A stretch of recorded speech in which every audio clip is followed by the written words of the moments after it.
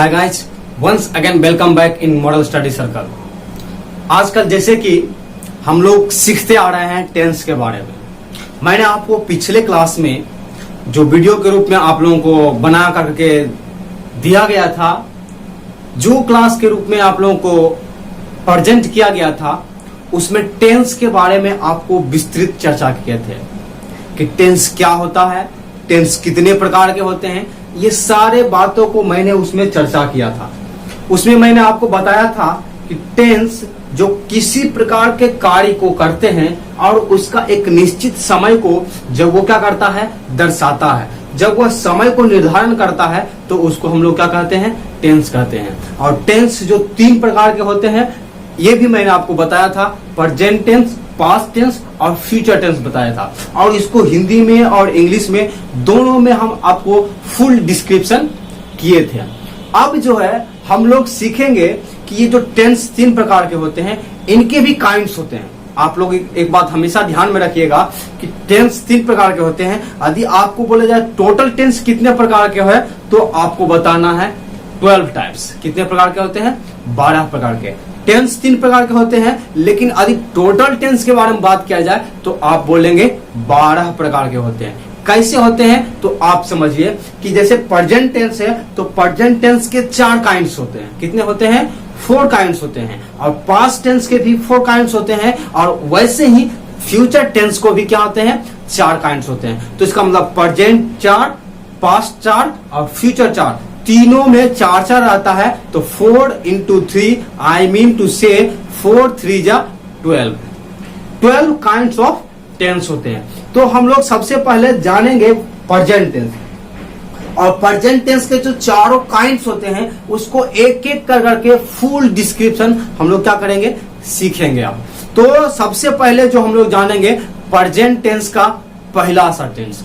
पहला कौन सा टेंस है? Present indefinite tense. Present indefinite tense को सिंपल प्रेजेंट टेंस भी कहा जाता है। इसलिए इसको आप ध्यान में रखिएगा कि कई लोग क्या करते हैं, उसको सिंपल प्रेजेंट टेंस रूप में जानते हैं। कई लोग क्या है, प्रेजेंट इंडेफिनिट भी कहते हैं। तो जैसे ही ये दोनों सही है, और हिंदी में इसको बोला जाता है सामान्य वर्तमान काल। तो चलिए हम लोग सीखते हैं प्रेजेंट टेंस के पहला टेंस को।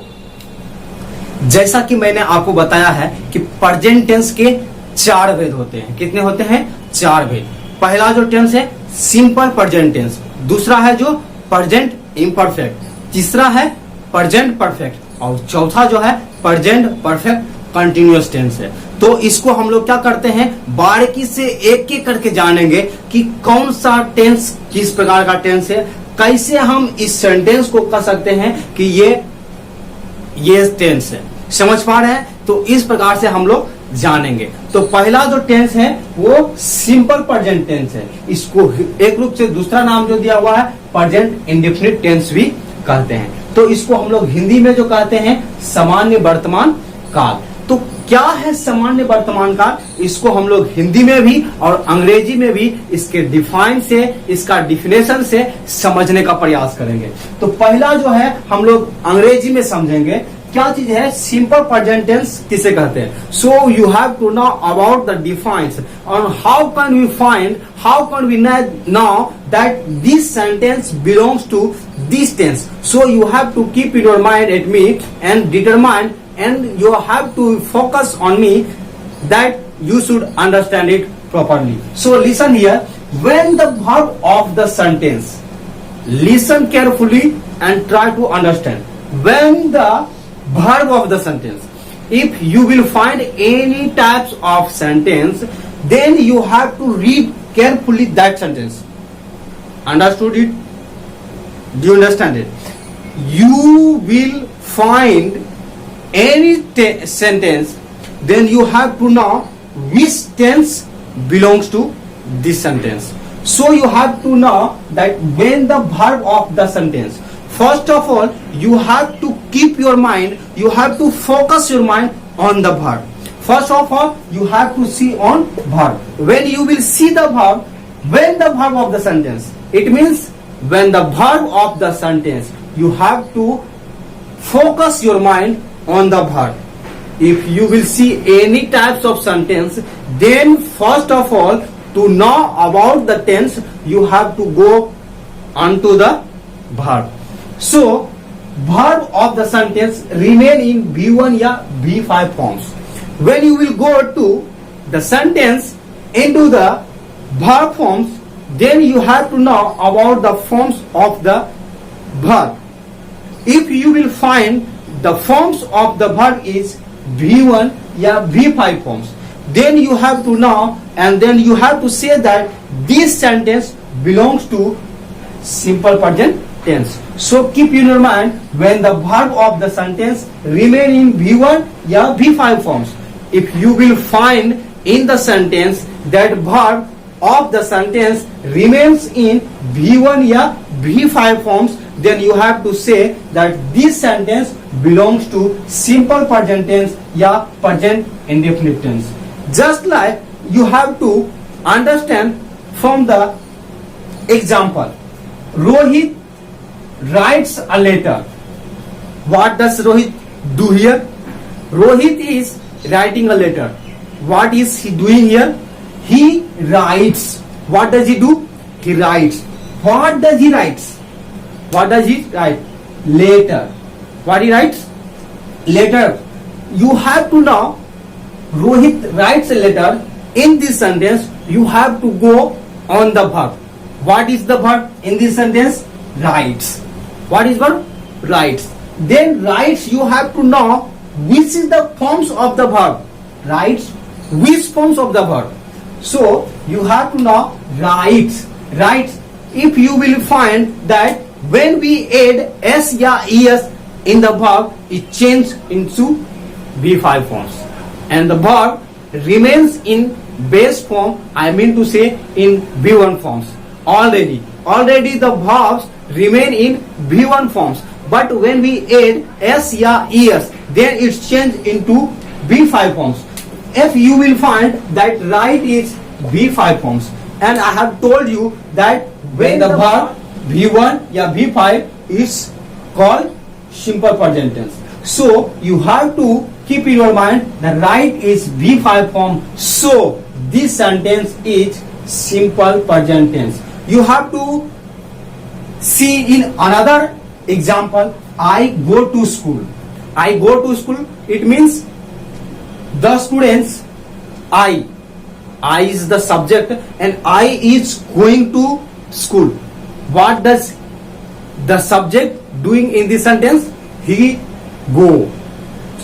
Where? Schools. First of all, you have to see the what is the verb in this sentence. The verb is go. Go means it.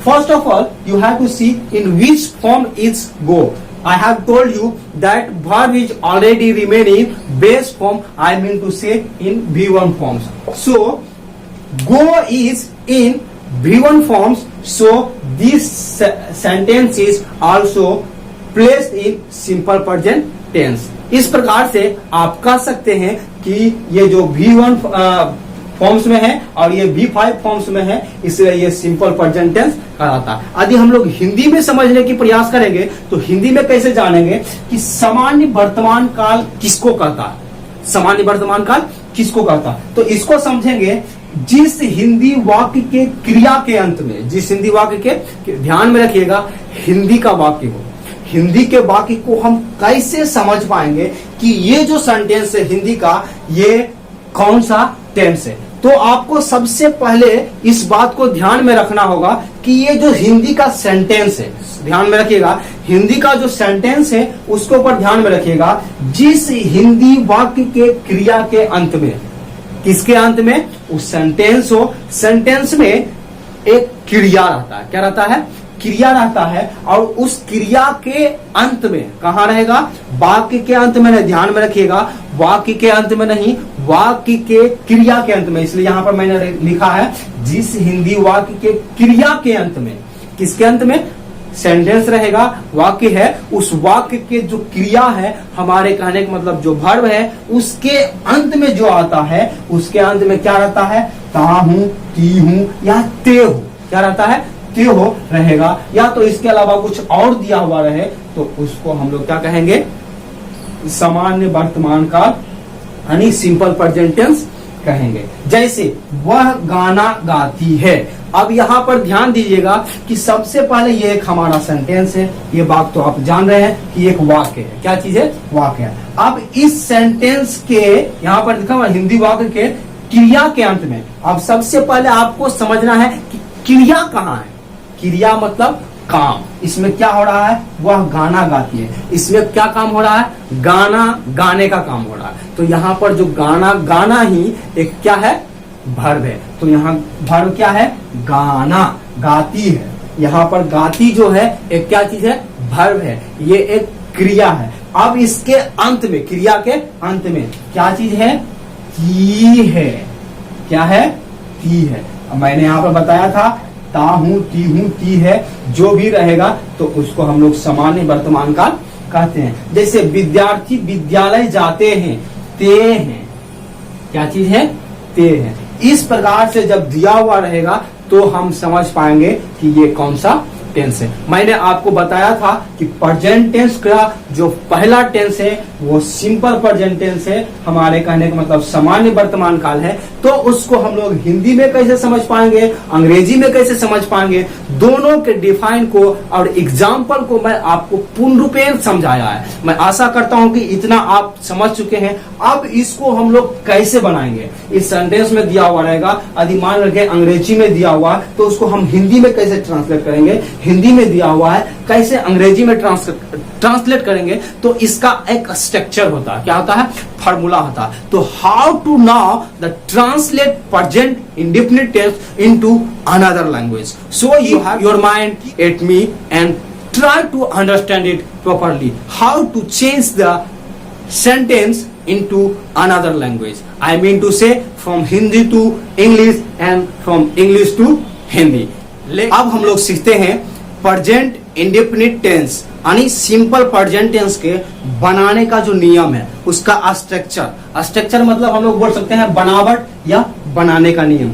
किसी प्रकार का जो सिंपल प्रेजेंट टेंस का वाक्य दिया हुआ हो तो हम लोग किस प्रकार से उसका स्ट्रक्चर को कर सकते हैं, उसके स्ट्रक्चर का निर्माण कर सकते हैं और उसको फॉलो कर करके हम लोग किसी भी टेंस को, हमारे कहने का मतलब किसी भी सेंटेंस को हम लोग उसको ट्रांसलेट कर करके दूसरे भाषाओं में बदल सकते हैं। हमारे कहने के मतलब जो हिंदी में दिया हुआ वाक्य है उस वाक्य को अंग्रेजी में कैसे ट्रांसलेट करेंगे तो उसको हम लोग अभी सीखने जा रहे हैं। तो उसके बराबर पर ध्यान रखिएगा, किसी प्रकार का भी जो टेंस हो उसके 6 प्रकार का के सेंटेंस होता है। तो ध्यान रखिएगा 6 प्रकार का जो सेंटेंस होता है उसको ध्यान में रखिएगा। एक होता है सिंपल वाक्य। सिंपल वाक्य मतलब हम लोग बोल सकते हैं अफर्मेटिव सेंटेंस होता है, लेकिन किसी में हम लोग बोल सकते हैं उसमें नेगेशन दिया हुआ रहता है। नेगेशन मतलब नोट लगा हुआ रहता है, नहीं लगा हुआ रहता है, तो उसको हम लोग बोलते हैं नेगेटिव सेंटेंस बोलते हैं। कई प्रकार का ऐसा भी सेंटेंस होता है जिसमें क्या करके क्वेश्चन किया हुआ रहता है तो उसको हम लोग क्या बोलते हैं? इंट्रोगेटिव सेंटेंस रहेगा। तो इंट्रोगेटिव सेंटेंस में हम लोग डू डज का प्रयोग करते हैं और उसको सब्जेक्ट के पहले लाते हैं। अब इंट्रोगेटिव भी रहता है और नेगेटिव रहता है, तो उस सेंटेंस को हम लोग कैसे बनाएंगे? फिर कुछ जो क्वेश्चन रहते हैं WH क्वेश्चन रहता है, ये भी इंट्रोगेटिव भी एक सेंटेंस है, ये भी एक क्वेश्चन है, और WH क्वेश्चन जो वर्ड्स है ये भी एक क्वेश्चन है। लेकिन ध्यान रखिएगा कि दोनों में थोड़ा अंतर है। यहाँ पर ये इंट्रोगेटिव है जो यस नो क्वेश्चन रहता है और यहाँ पर ये जो WH क्वेश्चन है। तो इसमें हम लोग किस प्रकार से बदलेंगे और किस प्रकार से बनाएंगे उसको हम लोग अदर भाषाओं में उसको हम लोग सीखते हैं। तो यहाँ पर देखिए अफर्मेटिव सेंटेंस। अफर्मेटिव सेंटेंस मतलब सिंपल वाक्य है। तो सिंपल वाक्य में कैसे करेंगे? सब्जेक्ट प्लस V1 या V5 प्लस क्या रहेगा? ऑब्जेक्ट रहेगा। इसका स्ट्रक्चर है। दूसरी बात में हम लोग बोल सकते हैं जब नेगेशन आ जाएगा, हमारे कहने का मतलब नेगेटिव सेंटेंस आ जाएगा, तो उसमें क्या करेंगे? नेगेटिव में उस सेंटेंस को करने के लिए हम लोग सब्जेक्ट के बाद तुरंत डू और डज लगाते हैं और उसके बाद नोट लगाते हैं। डायरेक्ट नोट लगाना नहीं है, बल्कि कैसे करेंगे? डू और डज लगा करके, जो डू डज लगाने का मतलब क्या है? सब्जेक्ट के अनुसार। जो सब्जेक्ट हमारा थर्ड पर्सन के सिंगुलर नंबर में रहेगा तो डज लगा देंगे, बाकी सबके साथ डू लगा करके फिर नोट लगाएंगे और भर का पहला रूप दे करके ऑब्जेक्ट लगाएंगे। एक बात और भी हमेशा ध्यान में रखिएगा कि ये जो अफर्मेटिव सेंटेंस रहेगा या नेगेटिव सेंटेंस रहेगा तो उसमें हम लोग क्या करेंगे, फुल स्टॉप लगा देंगे। लेकिन जब इंट्रोगेटिव सेंटेंस आएगा तो अंत में क्वेश्चन मार्क लगाएंगे, और ये क्वेश्चन मार्क देना क्या हो जाएगा, जरूरी है। और यदि आप नहीं देते हैं तो वो गलत हो जाएगा। तो इंट्रोगेटिव सेंटेंस कैसे बनाएंगे, इसमें जो क्या करके क्वेश्चन रहता है, क्या ये शुरू में ही रहता है, इसलिए क्या करेंगे, क्या का मीनिंग नहीं देंगे, व्हाट क्या का मीनिंग नहीं देंगे, बल्कि डू डज को सब्जेक्ट के पहले डू डज को ला देंगे, जो उसके अनुसार हमारा वर्ब ये लगेगा, उसके अनुसार ही हम लोग क्या करेंगे, लाएंगे और इस प्रकार से बनाएंगे। अब उसके बाद इंट्रोगेटिव और नेगेटिव दोनों रहता है। क्या रहता है, इंट्रोगेटिव प्लस नेगेटिव दोनों रहता है। तो उसमें हम लोग क्या करेंगे, डू डज को पहले लाएंगे, सब्जेक्ट लाएंगे और सब्जेक्ट के बाद नोट लगा देंगे। यहाँ पर डू नोट डज नोट नहीं करेंगे तुरंत, जैसे यहाँ पर हम लोग नेगेटिव करने के लिए डू या डज के तुरंत बाद नोट लगाएंगे, लेकिन यहाँ पर इंट्रोगेटिव जब आएगा तो डू डज लगाएंगे और सब्जेक्ट बीच में देंगे, उसके बाद नोट लगेगा, और उसके बाद वर्ब का पहला रूप देकर के लास्ट में ऑब्जेक्ट देंगे, और सबसे अंतिम में क्वेश्चन मार्क देना बहुत ही जरूरी है। उसके बाद WH क्वेश्चन जो आता है, WH क्वेश्चन के मतलब क्यों, कैसे, किस लिए, कितना, कितना ज्यादा, कितना कम, कितना दूर, इस प्रकार से जब रहेगा तो उस प्रकार से ये जो सेंटेंस का जो क्वेश्चन वर्ड है ये बीच में रहता है, इसलिए उसको हम लोग बोलते हैं WH क्वेश्चन। तो जब वो हिंदी में बीच में रहता है तो अंग्रेजी में सबसे पहले ला देते हैं उसको। WH क्वेश्चन का जो रहेगा तो उसको हम लोग कैसे ट्रांसलेट करेंगे, WH वर्ड्स को लाएंगे पहले, फिर डू डज लाएंगे, फिर सब्जेक्ट लाएंगे और वर्ब का पहला रूप और ऑब्जेक्ट लाएंगे। और WH क्वेश्चन रहेगा और नेगेटिव रहेगा तो उसमें हम लोग क्या करेंगे, WH वर्ड्स लगाएंगे, डू डज लगाएंगे, सब्जेक्ट लगाएंगे, नोट लगाएंगे, V1 लगाएंगे और ऑब्जेक्ट लगाएंगे। एक बात आप ध्यान दिए क्या, इतना सारा जो स्ट्रक्चर दिए हैं बताए हैं, इसमें एक बात को आप ध्यान दिए क्या, नहीं दी ध्यान तो यहाँ पर समझिएगा। एक बात हम आपको बताए थे कि जब वर्ब का पहला रूप या पांचवा रूप रहेगा, यानी हमारे कहने का मतलब V1 या V5 रहेगा, तब उसको हम लोग present indefinite tense, simple present tense, हमारे कहने के मतलब सामान्य वर्तमान काल कहते हैं। लेकिन जब देख रहे हैं कि ये सेंटेंस जब नेगेटिव में बदल जाता है, डू डज आ जाता है, या इंट्रोगेटिव में या इंट्रोगेटिव नेगेटिव WH क्वेश्चन या WH क्वेश्चन प्लस नेगेटिव आ जाता है, तो यहाँ पर वर्ब का पांचवा रूप कहीं नहीं लगता। ध्यान रखिएगा कि केवल अफर्मेटिव सेंटेंस में ही वर्ब का पहला रूप और पांचवा रूप आता है, लेकिन जो नेगेटिव हुआ, इंट्रोगेटिव हुआ, इंट्रोगेटिव नेगेटिव हुआ, WH हुआ, WH प्लस नेगेटिव हुआ, वो सब में क्या रहता है, वर्ब का पहला रूप होता है। अब ये समझिए कि अब ये 6 सेंटेंस में हम लोग कैसे बनाएंगे, कि एक जो सेंटेंस दिया हुआ उसको हम लोग 6 सेंटेंस में कैसे बदलेंगे। जैसे कि मैं घर जाता हूँ, क्या दिया हुआ है, मैं घर जाता हूँ, तो यहाँ पर जो जाता हूँ तो ये कौन सा टेंस है, ध्यान दिए, ता हूँ, है ना, प्रेजेंट इंडेफिनिट है। तो यहाँ पर ये देखिए अफर्मेटिव है, तो इसको नेगेटिव में बदलने के लिए क्या हो जाएगा, मैं घर नहीं जाता हूँ, क्या हो जाएगा, नहीं जाता हूँ। तो जब नहीं, ये जो मैं घर नहीं जाता हूँ तो ये क्या हो जाएगा, नेगेटिव सेंटेंस के अनुसार बन जाएगा। ये देखिए अफर्मेटिव है, मैं घर जाता हूँ, तो ये इसके स्ट्रक्चर के अनुसार बन जाएगा। और उसके बाद जैसे क्या है, इंट्रोगेटिव है, तो इसका क्या बनेगा, क्या मैं घर जाता हूँ, है ना, इस प्रकार से बन जाएगा। तो इसमें क्या करेंगे, उसी के अनुसार बना देंगे। इंट्रोगेटिव प्लस नेगेटिव रहेगा, क्या मैं घर नहीं जाता हूँ, समझ पा रहे हैं ना, इस प्रकार से बदलेंगे। और WH क्वेश्चन रहेगा, मैं घर क्यों जाता हूँ, WH क्वेश्चन प्लस नेगेटिव रहेगा, तो मैं घर क्यों नहीं जाता हूं। इस प्रकार से जब सेंटेंस पूरा बदला हुआ रहता है, इस प्रकार से बनाया हुआ रहता है, तो उसको हम लोग सारे सेंटेंस को इस प्रकार से बनाएंगे और उसको फिर क्या करेंगे, ट्रांसलेट कर करके बनाएंगे। तो मैं आशा करता हूं कि ये सारे आप अच्छी तरह से समझ गए, और यदि नहीं समझ में आया तो आप जरूर कमेंट में पूछें, वहां पर मैं आपको बताने का बहुत प्रयास जरूर करूंगा। इसलिए जरूर से जरूर पूछें। मैं आशा करता हूं कि आपको अच्छा लगा होगा। अच्छा लगा तो लाइक शेयर कीजिए और सब्सक्राइब कीजिए चैनल को, और अपने दोस्तों से जरूर बांटिए। Okay, thank you, see you next video.